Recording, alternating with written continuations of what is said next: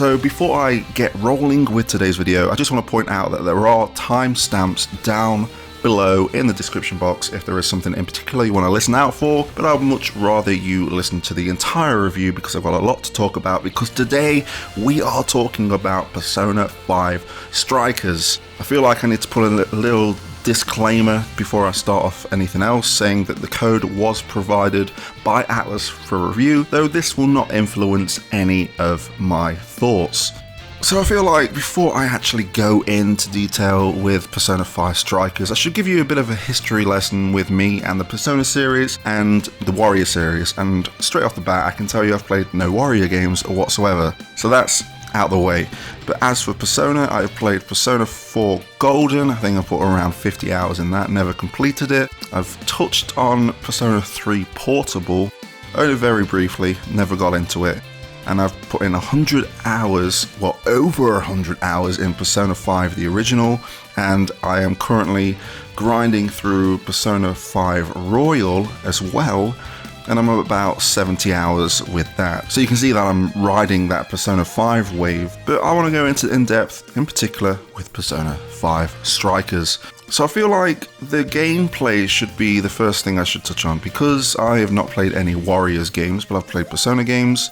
I feel like I've got a kind of a unique perspective. Now, I do play action RPGs, and that's what this felt like.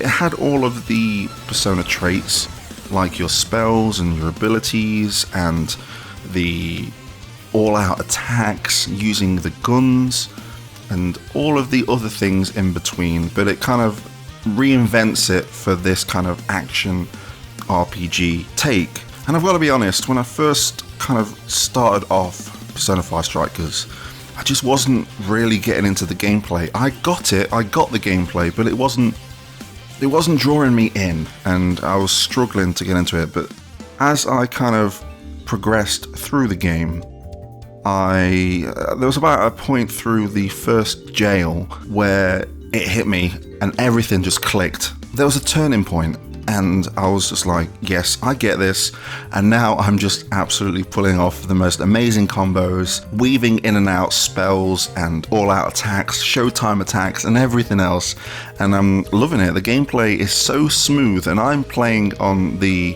PlayStation 4 Pro, and it's just so good and satisfying and rewarding, and that's the main thing. You pull off these combos, weaving in and out your other attacks and everything else in between. It is very satisfying, and especially when you're on top of it and you're eliminating enemies in an instant, it's just so satisfying. So I've got to just say that the gameplay is fantastic. Does this make me want to play other Warrior Styles games? No, not really. I think I'm playing this mainly because I am in love with Persona 5, but I got won over with the battle system and the freedom of that action-styled RPG element. So you probably noticed that I kind of touched on something called jails. I said I was halfway through a jail, and jails are essentially like your palaces, and I'm going to kind of talk about jails in the form of gameplay. It works pretty much exactly the same as Persona 5 and Persona 5 Royal, as you go into the metaverse and you need to kind of clear out and then move on to the next one. That's essentially what it is, but instead of it being like a cognition of what they think of something, so for example, Kamoshida looked at the school as a castle. This is just pretty much the city that you're in, metaversed up with like a little castle in the middle.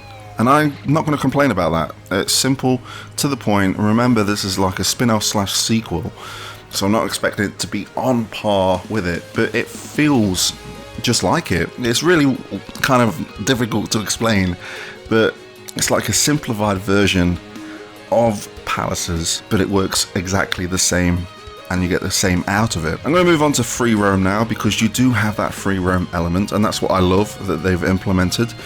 I really wish there was a dash button when I'm free roaming, because it takes quite a while to get through some of these cities, and you're exploring various cities across Japan.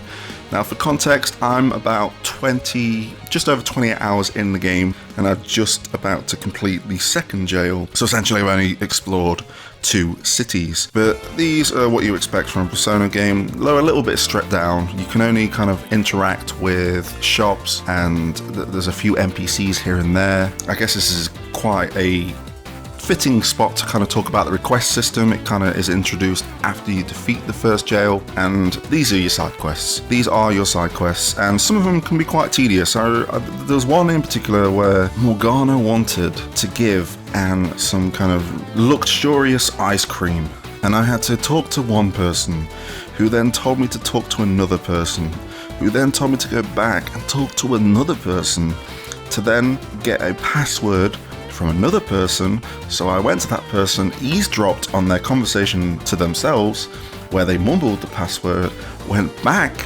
told the password, and then I was able to buy this ice cream to then give to Morgana to give to Anne. Pretty tedious, but that's the only one so far that I've come across.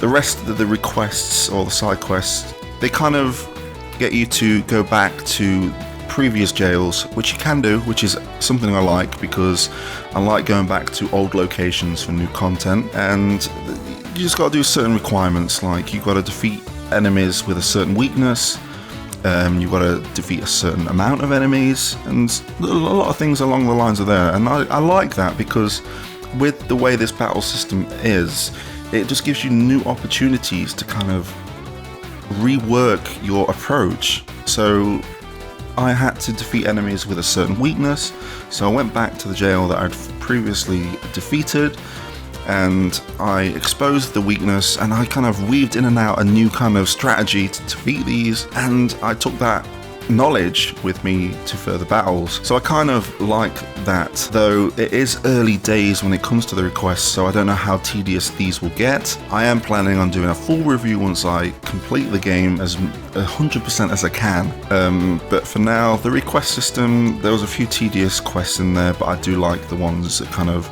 make me brush up on my battle skills. And keeping on the subject of gameplay, I guess Persona is known for its social links and all of the decisions you make and all the people that you interact with to kind of get buffs or progress the story in a different way. Now, the social links are gone, but in its place is this thing called the bond system. And essentially, you kind of do various activities like cook, you might shop for certain items, complete certain requests, do certain things in the dungeon, team up with the baton pass in combat with other of the Phantom Thieves. Just all these little things will kind of give you points to then spend to kind of enhance your HP, your SP. I suggest you do that early on, because SP is pretty sparse, as we know from Persona.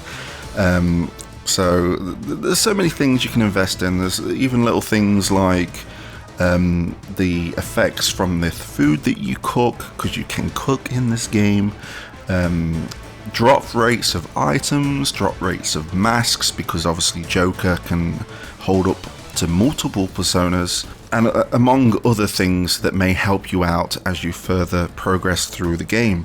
And I kind of appreciate that, because as much as I love Persona 5, it can be quite a slog trying to go through all those social links, and I kind of like this stripped down version. It fits in well with the game. Everything seems quite quick and snappy. I want to get some bond points, I'll quickly grind in a jail, or I'll do certain request, or I'll cook a certain item, I'll buy some ingredients, and there we go, I get the bond points and I'll put them into what I need them to be at that time. So I think that's everything I want to touch on with gameplay.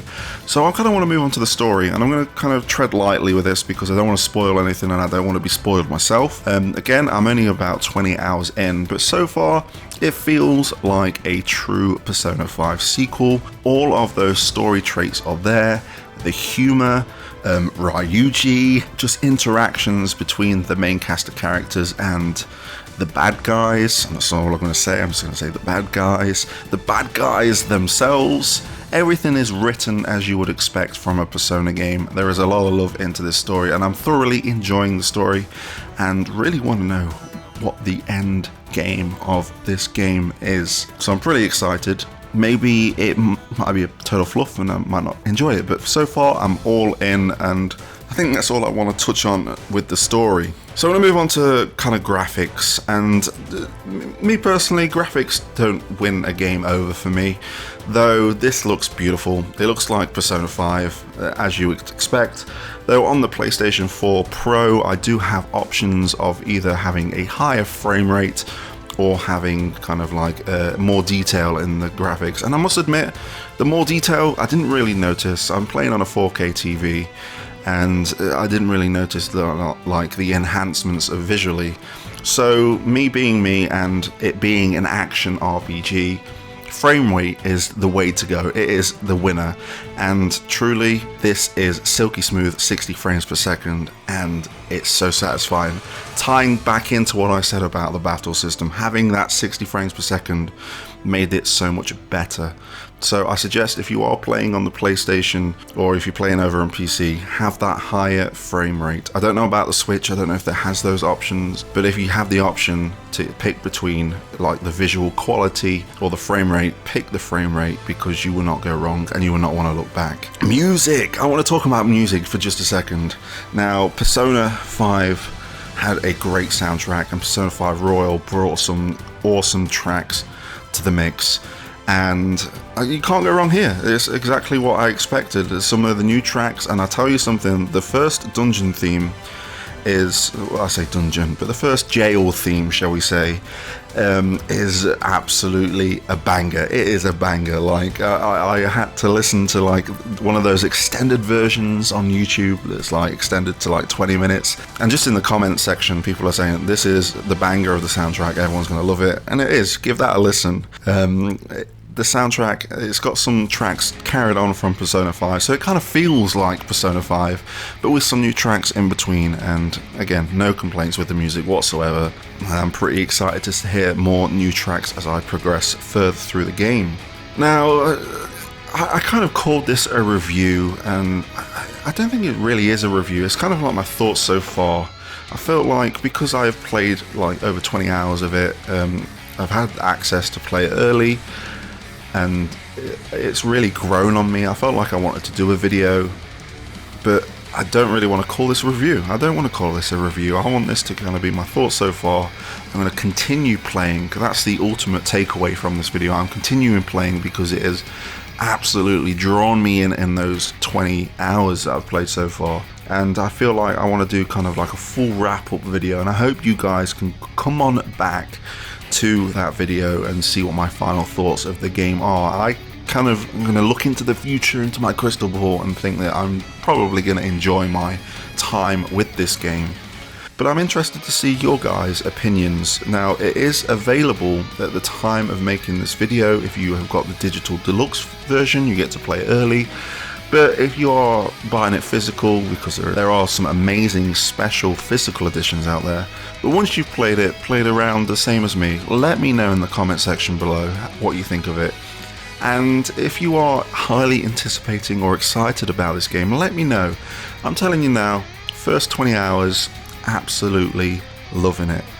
Gonna continue on plowing through that story, grinding, and I'm gonna try and platinum it, because like I said, I'm playing it on the PS4 Pro, so I'm getting those trophies pop, and I'm thinking that I really want that platinum. So I'm gonna grind, I'm gonna keep on going, and I'll probably see you in about a month maybe. It depends if there's any other distractions, but there will be a video. If you are watching this when that video is already out, there's probably going to be a link to it somewhere.